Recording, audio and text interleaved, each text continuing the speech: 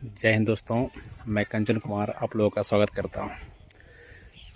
देखिए, आज का वीडियो बनाने का पर्पस है कि मनुष्य को घमंड नहीं होना चाहिए।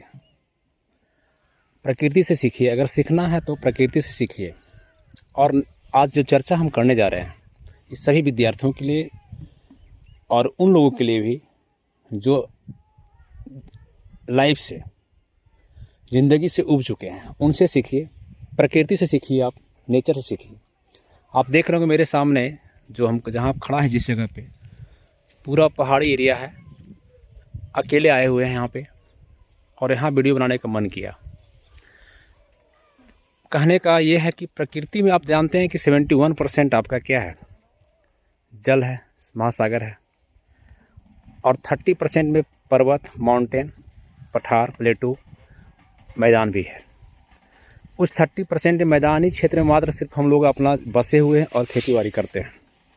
तो मनुष्य को इतना घमंड हो जाता है। अगर ये प्रकृति घमंड करे, आप देख सकते हैं, प्रकृति घमंड अगर करे और करता भी है, अगर आप देखते हैं कि जापान हो गया, भूकंप एरिया, रिंग्स ऑफ फायर जो आपका है, प्रशांत महासागर के रिंग ऑफ फायर, भूकंप आते रहता है। अभी हाल में जापान में भूकंप आया तो कितना नुकसान होता है लोगों का। उसके बाद भी इससे सीखने का मौका है, इससे लोग सीखते नहीं हैं नेचर से। और जहाँ तक बात है मानव का, अगर आपको नैतिकता सीखना है यहाँ पर कि इथिक्स क्या है, नैतिक क्या है, ठीक है, एक बहुत बड़ी टॉपिक्स है आपका। यूपीएससी में इसको ऐड किया गया है, इस सब्जेक्ट के रूप में शुरू होता है, नैतिकता, एथिक्स। हालांकि हम लोग जो कंपटीशन तैयारी करते हैं या करवाते हैं, हमारे जो बच्चे हैं उनको एथिक्स की जानकारी बहुत ज़्यादा नहीं है, लेकिन नैतिक का अध्ययन करवाना, यूपीएससी का जो पर्पस है नैतिकता का अध्ययन करवाना, एक बहुत बड़ी अहम भूमिका होती है जीवन में। एक तो पढ़ने के भी से हम लोग जो तैयारी कर रहे हैं, जो आप दरोगा का तैयारी कर रहे हैं, बिहार एसएससी की कर रहे हैं, बैंक का कर रहे हैं, रेलवे का कर रहे हैं, उनमें ये नैतिक सब्जेक्ट नहीं जोड़ा गया है। हालांकि मेरा मानना है कि अगर इथिक्स को जोड़ दिया जाए, नैतिकता को जोड़ दिया जाए तो अच्छी बात रहेगी, है ना। क्योंकि नैतिक होना और विद्वान होना दोनों में अंतर है। एक आईएएस में विद्वान हो जाना अलग बात है, ठीक है। एक आईएएस में विद्वान हो जाना अलग बात है। मान लीजिए एक आईएएस है जिसकी बौद्धिकता बहुत ऊपर है और बहुत तेज दिमाग का है, बहुत ब्रिलियंट है, लेकिन नैतिक नहीं है। अगर वो आपके पास नैतिकता उसके पास नहीं है तो फिर बौद्धिकता का अलग जगह उपयोग कर लेगा।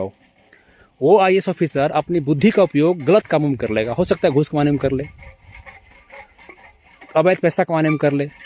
तो एक आईएएस ऑफिसर बनने के लिए नैतिक सब्जेक्ट इसलिए जोड़ा गया, एथिक्स इसलिए जोड़ा गया, ताकि उनको इस बात का ज्ञान होना चाहिए कि आप बहुत बड़े पोस्ट पर है। एक आईएएस ऑफिसर बहुत बड़े पोस्ट पर होते हैं, उनके पास ब्यूरोक्रेट होता है। जैसे आप गवर्नमेंट, अगर इंडिया में एक डेमोक्रेसी देश में, भारत आपका क्यों लोकतंत्र है, और इस देश में ब्यूरोक्रेट ही शासन चलाता है। सरकार जो चलती है ब्यूरोक्रेट की तरह चलती है। तो ब्यूरोक्रेट की तरह चलती है सरकार, तो आप इस बात को समझ सकते हैं कि वो चाहे तो अपना गलत यूज कर सकता है ब्यूरोक्रेटी में। अपनी बौद्धिकता का आईएएस बन गए हैं, अपनी बुद्धि का गलत जगह उपयोग कर लेंगे। एक ऑफिसर तो कितने की ज़िंदगी बर्बाद कर सकते हैं आप, कितने का ज़िंदगी आबाद कर सकते हैं आप, है ना। तो आप कर सकते हैं। इसीलिए अगर नैतिक नहीं रहा और आईएएस बन गया तो अपने पावर का गलत उपयोग कर देंगे। वो बात को समझिए, नैतिक होना बहुत जरूरी। मान लीजिए कहानी के तौर पर ही अगर ले लिया जाए कि हम लोग अगर जा रहे हैं, अगर एक एग्जाम्पल समझिए इस चीज़ को आप, नैतिक किसको कहते हैं, नैतिकता किसको कहते हैं। मान लीजिए कि आप जा रहे हैं, रास्तों में कांटा गड़ा हुआ है, कांटा गिरा हुआ है, या कोई कांटी गिरा हुआ है।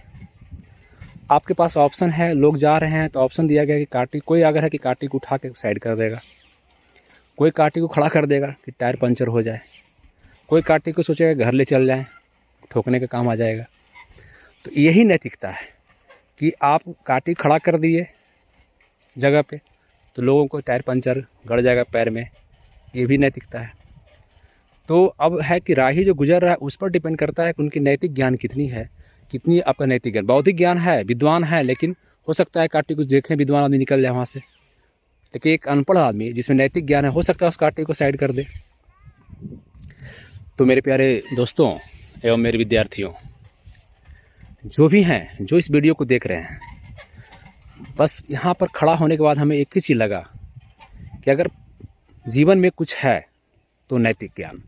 आपको नॉलेज हो ना हो उससे मतलब नहीं है, नैतिक ज्ञान होना आपको बहुत ज़रूरी है, जिससे आप बहुत लोगों को भलाई कर सकते हैं। अगर IAS ऑफिसर है तो भी कर सकते हैं। अगर आप एक अदना सा सिपाही सरकार में हैं, आप 4th ग्रेड का नौकरी कर रहे हैं, झाड़ू लगा रहे हैं, अगर वहाँ भी नैतिकता का ज्ञान है तो मान लिया वहाँ देखिए, मान लिया आप 4th ग्रेड में हैं, आप रेलवे ट्रैक पर लगा रहे हैं झाड़ू, और सपोज दैट वहाँ पर आपको कुछ गिरा हुआ मिल गया, तो उस कंडीशन में आप क्या करेंगे? यहाँ नैतिकता काम करेगी आपका, कि उसमें जो सामान गिरा हुआ, मान लीजिए किसी का सोना गिर गया, किसी का रुपया गिर गया, किसी का पैसा गिर गया, तो वहाँ पर आपका ज्ञान काम करेगा कि आप नैतिकता क्या कर रहा है आपका। हालांकि 100% सही कोई नहीं टिक पाते हैं इस पर, नैतिक पर। IAS ऑफिसर भी नहीं टिक पाते हैं, कोई नहीं। अगर टिक जाए तो फिर मेरा देश एक रातों रात ऑनेस्ट हो जाए और विकास से ज़्यादा कर जाए, लेकिन ऐसा होता नहीं दोस्तों। तो कहने का मतलब इस वीडियो बनाने का एक ही पर्पस है कि आप जो है प्रकृति से सीखिए। प्रकृति ने कितना कुछ दिया आपसे, आपको, हमको, इस संसार को, लेकिन लिया कुछ नहीं, लेता कुछ नहीं है। जब आप अति कर देते हैं, जब प्रकृति से आप जब बहुत छेड़छाड़ कर देते हैं, तब प्रकृति आपको उग्र रूप लेती है। मान लीजिए कि आप खनन कर रहे हैं, कोयला निकाल रहे हैं, बालू निकाल रहे हैं। देखिए आप, हम देख रहे थे, कल आ रहे थे हम, तो देख रहे थे सकरी नदी जो मेरे गाँव के पास है, ये स्थिति हो गई कि इस नदी अब मैदान बन गया है। इतना बालू निकाला जा रहा है उससे, इतनी आवश्यकता है लोगों को मकान बनाने की, रोड बनाने की, कंस्ट्रक्शन का काम है, अननेसेसरी काम भी हो जाते हैं। तो प्रकृति से छेड़छाड़ कर रहे हैं, तो अगर प्रकृति आपके साथ अन्याय भी करेगी।